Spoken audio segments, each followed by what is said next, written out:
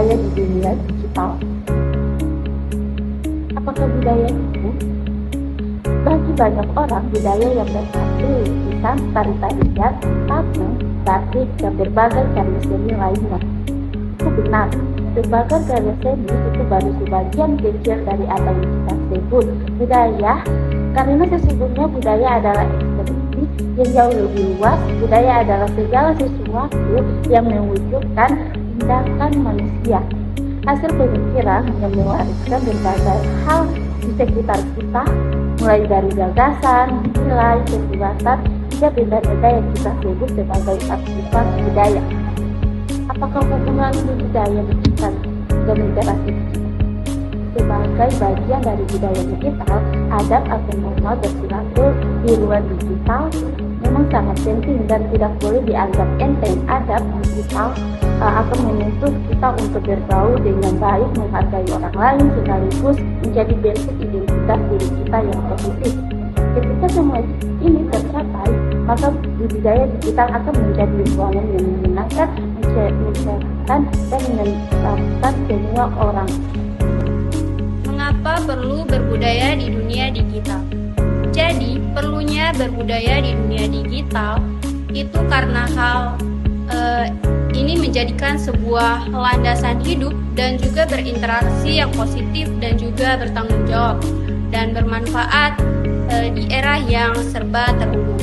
Contoh kasus yang telah saya dapatkan yaitu pelanggaran hak cipta di era digital, yaitu pembajakan film, serial, platform seperti Indoxi, penyediaan film dan serial secara gratis tanpa izin pemihak hak cipta, industri perfilman, dan juga menyangkut sebuah pasal-pasal.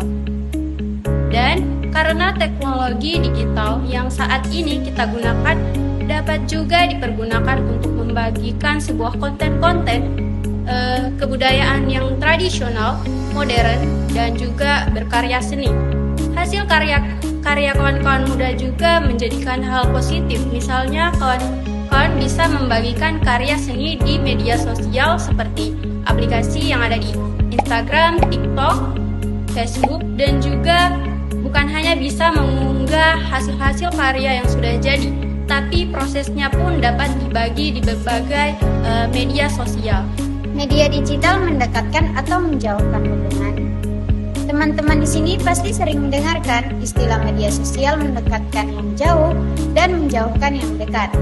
Atau mendapat ajakan untuk mengumpul bareng tapi saat bertemu masing-masing asyik dengan handphonenya sendiri. Teknologi digital tidak lagi sesuai dengan budaya, di mana dahulunya teknologi diciptakan untuk mempermudah komunikasi jarak jauh, namun sekarang dipergunakan lain.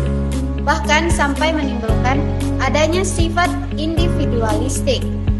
Teknologi dari yang sederhana seperti peralatan berburu dan peralatan rumah tangga di zaman purbakala hingga penemuan AI untuk memudahkan pekerjaan manusia. Penemuan teknologi komunikasi yang menjadi cikal bakal ditemukannya komputer dan juga peralatan elektronik lainnya diciptakan untuk memudahkan interaksi dan komunikasi antar manusia, dimulai dari Telegram, Instagram, WhatsApp, Facebook, dan lain-lain sebagainya yang mempercepat proses pengiriman informasi chatting, diikuti dengan telepon, yang memungkinkan dua orang atau lebih yang berbeda di dua tempat yang berbeda bisa saling berbicara hingga ditemukannya internet. Teman-teman yang aktif berada di dunia digital ini dengan mudah dapat terhubung dengan orang lain yang berasal dari berbagai penjuru dunia.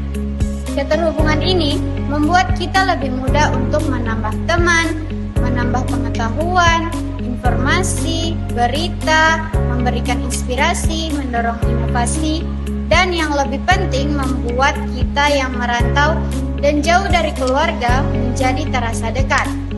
Nah, sekarang berbudaya media digital. Kenapa tidak kita mulai sekarang?